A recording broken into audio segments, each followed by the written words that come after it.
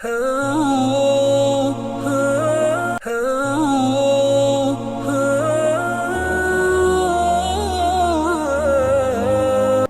புனித மஸ்ஜித் அக்ஸாவுடைய ஹுத்பாவை நிகழ்த்தியிருந்தார் ஹத்தீப் ஹாலித் அபு ஜுமா ஹஃபிதஹுல்லா அவர்கள்.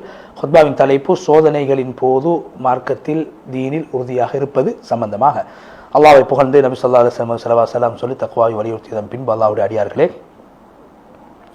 அல்லாஹ் தஆலா எல்லா ஏற்பாடுகளையும் அவன் செய்தவனாக இருக்கிறான். லவ்ஹுல் மஹ்ஃபூஸ் என்ற ஏட்டில் எல்லா விடயங்களும் எழுதி வைத்திருக்கிறான். அல்லாஹ்வுடைய அடியார்களுடைய விடயங்கள் அனைத்தும் அல்லாஹ்வுடைய கையில் இருக்கிறது. அவன் எல்லா விடயங்களையும் நன்கு அறிந்தவனாக இருக்கிறான். அல்லாஹ்வை முழுமையாக நீங்கள் நம்ப வேண்டும். எல்லா விடயங்களும் அல்லாஹ்வுடைய ஏற்பாட்டின் பிரகாரம் நடக்கிறது என்ற நம்பிக்கை உள்ளத்தில் கொண்டு வர வேண்டும். எல்லா விடயங்களும் அல்லாஹ்வுடைய கலா கதிர் பிரகாரம் நடக்கிறது என்ற சிந்தனையை உள்ளத்தில் கொண்டு வர வேண்டும். எனவே உலகத்தில் அசையக்கூடிய எந்த வஸ்துவும் கிடையாது, எந்த ஒரு விடயம் கிடையாது. அல்லாஹு தஆலா அவைகளை அறிந்தே அன்றி அல்லாஹ்வுடைய அடியார்கள் முஸ்லீம்களே, அல்லாஹ் அடியார்களை சோதிக்கக்கூடிய விதங்களில் ஒன்றுதான் இந்த உலகத்தில் அல்லாஹு தஆலா அடியார்களை சோதிக்கக்கூடிய விதங்களில் ஒன்றுதான் இந்த உலகத்தில் அல்லாஹு தஆலா பல்வேறுபட்ட சோதனைகளை உருவாக்கி கொண்டிருக்கிறான். எனவே அந்த சோதனைகளின் போது ஈமானுடைய உண்மையான நிலைமை வெளிப்படுத்தப்படும். எனவே அல்லாஹு தஆலா விரும்பக்கூடிய விடயங்களுக்கு அல்லாஹு தஆலா மனிதர்கள் அடியார்கள் எதை செய்ய வேண்டும் என்று அல்லாஹ் எதிர்பார்க்கிறானோ, எனவே அந்த அல்லாஹு தஆலா எதை விரும்புகிறானோ அப்படியான விடயங்கள் அவன் செய்கிறான். அந்த விடயங்கள் அவன் ஹிக்மத்தின் அடிப்படையில் செய்கிறான். அந்த ஹிக்மத் மனிதர்களுக்கு மறைவானதாக இல்லை. எனவே யாருக்கு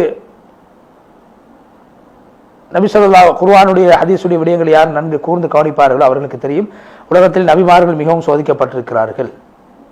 ஏன்? அவர்களின் மூலமாக ஏனைய மனிதர்கள் படிப்பினை பெற வேண்டும் என்பதற்காக வேண்டி அல்லாஹ் நபிமார்களை சோதித்திருக்கிறார். சோதனை என்பது உலகத்திலே ஃபித்னாவாக, அல்லாஹ்வுடைய தண்டனைகள் ஃபித்னாவாக உலகத்திலே காணப்படுகிறது. அல்லாஹ் அடியார்களை சோதிக்கக்கூடிய ஒன்றாக இந்த ஃபித்னாக்களை அல்லாஹ் ஆக்கி வைத்திருக்கிறான்.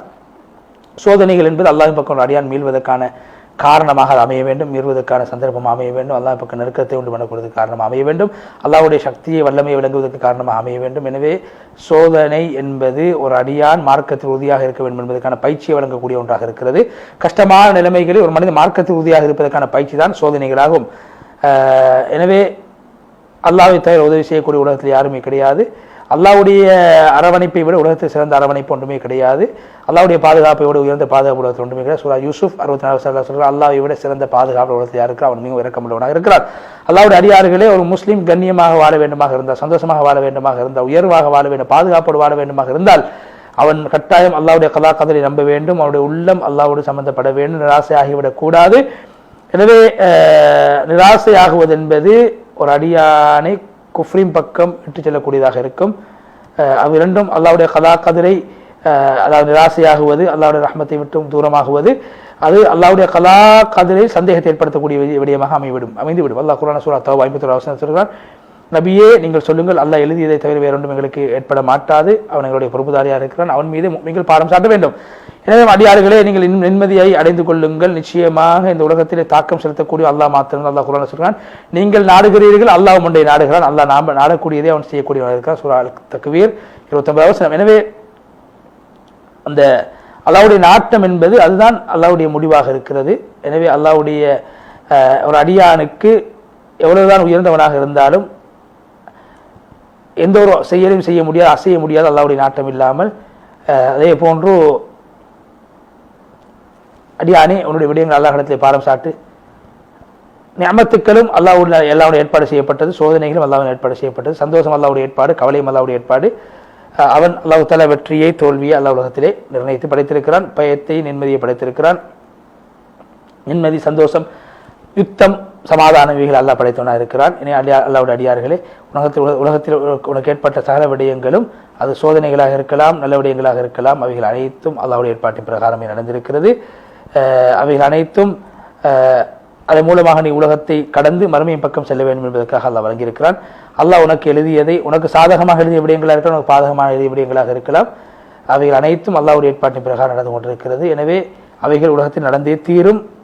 நபி ஸல்லல்லாஹு அலைஹி வஸல்லம் சொன்னார்கள், ஒரு அடியான் கலா கதிரை ஏற்றுக்கொள்ளாத வரைக்கும் அவருடைய ஈமான் பூர்த்தியாக மாட்டாது. உலகத்தில் அவருக்கு கிடைத்தது எழுதப்படாதது கிடைக்கவும் மாட்டாது, எழுதப்பட்டது கிடைக்காமல் இருக்கவும் மாட்டாது. திரும்பி இந்த செய்தி பதிவு செய்யப்பட்டிருக்கிறது. அல்லாஹ்வுடைய அடியார்களை பொறுமைசாலிகளே, அறிந்து கொள்ளுங்கள், இன்று எங்களுக்கு ஏற்படுத்தப்பட்ட எல்லா விடயங்களும் அல்லாஹ்வுடைய முடிவின் பிரகாரமே நடந்திருக்கிறது. அல்லாஹ் குர்ஆனில் சொல்கிறான், சோதனைகள் உலகத்துக்கு அருளப்படுவதற்கு முன்னாலே அல்லாஹ் சொல்கிறான், உலகத்தில் ஏற்படக்கூடிய பூமியிலும் அதே மாதிரி உங்களுடைய வாழ்க்கையில் ஏற்படக்கூடிய சோதனை அனைத்தும் அல்லாஹ்வுடைய ஏற்பாட்டில் எழுதி வைக்கப்பட்ட விடயங்களாகவும் உலகத்தை படைப்பதற்கு முன்னால் எழுதி வைத்திருக்கிறான். இது அல்லாஹ்வுக்கு மிக இலகுவான விடயமாகும். சூரா அல்-ஹதீத் 22 எனவே அல்லாஹு தாலா தான் இந்த ஹிக்மத்துகளை படைத்தவனாக இருக்கிறான். அவன் நாடியது நாடிய பிரகாரம் செய்யக்கூடியவனாக இருக்கிறான். அல்லாஹ்வுடைய அடியார்களே, அறிந்து கொள்ளுங்கள், ஒரு முஸ்லிம் கலா கதிரை நம்புவது சம்பந்தமான விடயம், அந்த கலா கதிரை ஒரு முஸ்லிம் ஏற்றுக்கொள்ள வேண்டும் என்ற விடயத்தோடு சம்பந்தப்பட்டிருக்கிறது. அல்லாஹ்வுடைய கட்டளை ஏற்றுக்கொள்ள வேண்டும். எனவே இன்று நாம் அல்லாஹ்வுடைய கலா கதிரை நாங்கள் ஏற்றுக்கொள்ள வேண்டும், அல்லாஹ்வுடைய முடிவுகளை ஏற்றுக்கொள்ள வேண்டும்.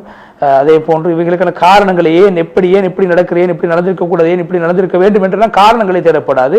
இவைகள் அனைத்தும் அல்லாஹ்வுடைய முடிவை விமர்சிக்கக்கூடியதாக நிராகரிக்கக்கூடியதாக கருதப்படும். இது ஈமானுடைய அம்சத்தை சார்ந்தது அல்ல. அல்லாஹ்வுடைய அடியார்களே, அல்லாஹ்வுக்கு கட்டுப்படுவது என்பது நேர்வழியின் பாதையாக தக்வாதாரிகளுடைய வழிமுறையாக இருக்கிறது. அதே போன்று யாருடைய உள்ளத்தை அல்லாஹ் ஈமானுக்காக வேண்டி விசாலமாக்கி விட்டாரோ அவர்களுடைய மதுகபாக இருக்கும். எனவே அடியான் பொறுமை என்ற நிலையை விட்டும் சோதனையின் பக்கம் செல்ல வேண்டும். அதே போன்று இல்லை, அதாவது சோதனைகளின் போது பொறுமை செய்யக்கூடிய பொறுமை என்ற நிலைமையை விட்டு ஒரு அடியான் ஹம்து ரிதா அல்லாஹ்வுடைய முடிவை ஏற்றுக்கொள்ளுதல் என்ற நிலையின் பக்கம் செல்ல வேண்டும். அறிந்து கொள்ளுங்கள் அல்லாஹ்வுடைய அடியார்களே, இந்த உலகத்தில் நடந்த சந்தோஷமான கவலையான விடயங்கள் அனைத்துமே, அதே மாதிரி துக்கமான விடயங்கள் அனைத்துமே, சந்தோஷமான மகிழ்ச்சியான விடயங்கள் அனைத்துமே அல்லாஹ்வுடைய கட்டளையின் பிரகாரமே நடக்கிறது. அல்லாஹ்வுடைய முடிவின் பிரகாரம். அல்லாஹ் குர்ஆன் சூரா அல்-அன்பியா 23 அடியார்கள் செய்வது அடியார்கள் கேட்கப்பட மாட்டாது, அவர்கள் தான் கேட்கப்படுவார். அல்லாஹ்வுடைய அடியார்களே, பொறுமைசாலிகளே, அல்லாஹ்வை நாங்கள் நம்பினோம்.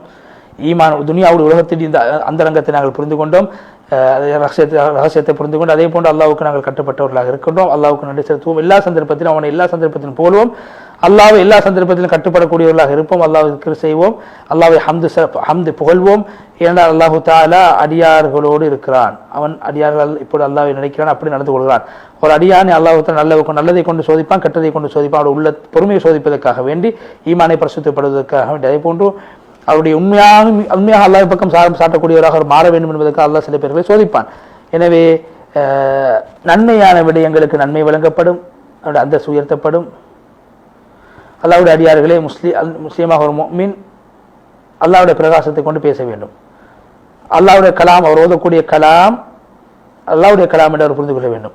நபி ஸல்லல்லாஹு அலைஹி வஸல்லம் அவர்கள் சொன்னார்கள், அதே போல் நபி ஸல்லல்லாஹு அலைஹி வஸல்லம் சொன்ன ஹதீஸில் உள்ள ஒன்றுதான், உலகத்துடைய வாழ்வு அது மாறி மாறி வரக்கூடியதாக இருக்கிறது.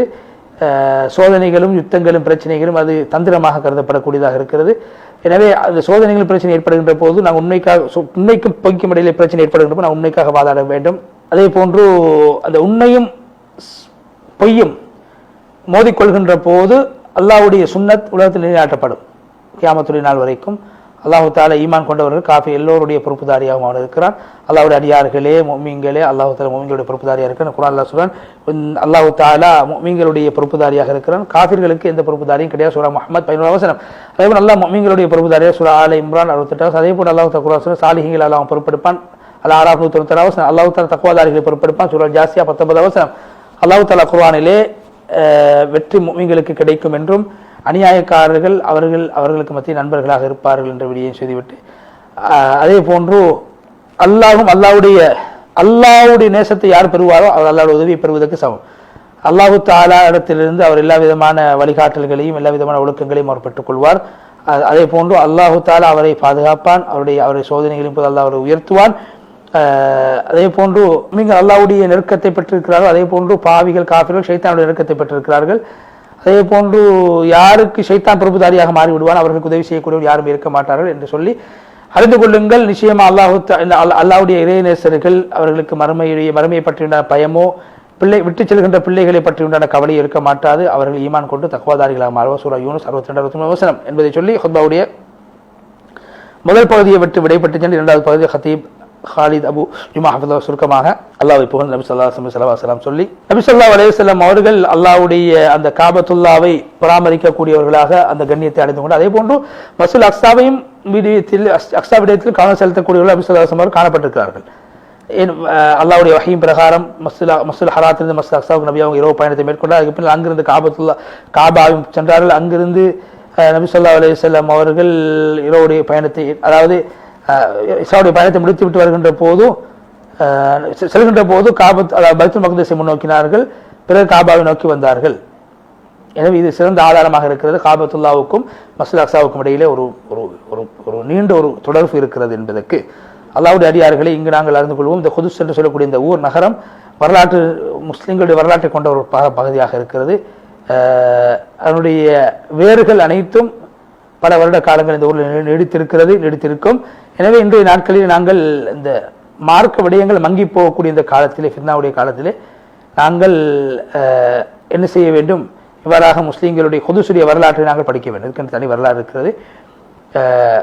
குது சம்பந்தமாக பரப்பப்படுகின்ற பொய்களுக்கு பதில் கொடுப்பதற்கு முன் வருவதற்காக வேண்டி இவ்வாறான விடயங்களை படைக்க வேண்டும் என்று சொல்லிவிட்டு, அல்லாஹ்வுடைய அடியார்கள் நாங்கள் கண்ணியமாக உலகத்தில் வாழ்ந்தவர்கள், அவர்களுக்கு ஒரு அடிப்படை இருக்குது, வரலாறு இருக்குது, நாகரிகம் இருக்குது. நாங்கள் மிக அடையாளம் உள்ள ஒரு சமூகம். அதே போன்று நாங்கள் மிக பலமான ஒரு சமூகம், தூரநோக்கோடு செயல்படக்கூடிய சமூகம்.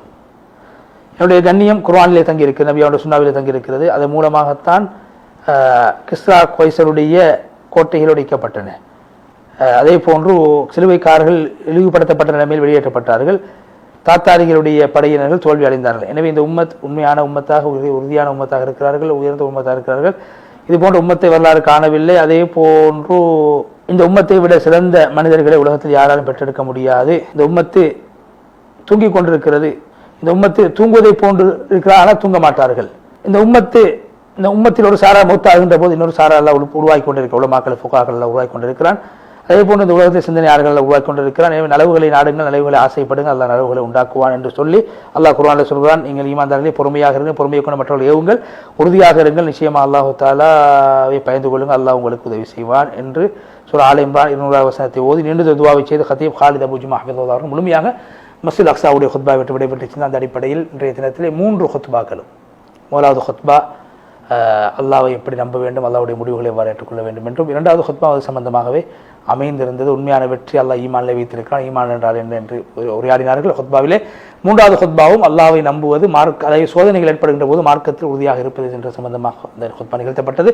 அந்த அடிப்படையில் புனிதமான இந்த 3 குத்பாக்களுடைய மொழிபெயர்ப்புகளை பார்த்து பிரயோசனம் அடையக்கூடிய நேர்களை உங்களுக்கு அல்லாஹ் ரஹ்மத் செய்ய வேண்டும் என்றும், அதே போன்ற நிகழ்ச்சி தயாரிப்பாளர் சாதர் ரிஸ்வான் அவர்களுக்கும் நாங்கள் நன்றியை துஆவை செய்து இன்னும் ஒரு மனாபில் இஸ்லாம் நிகழ்ச்சி உண்டாக இன்ஷா அல்லாஹ் உங்கள் அனைவரையும் மீண்டும் சந்திக்கும் வரை விடைபெற்றுச் செல்கிறோம்.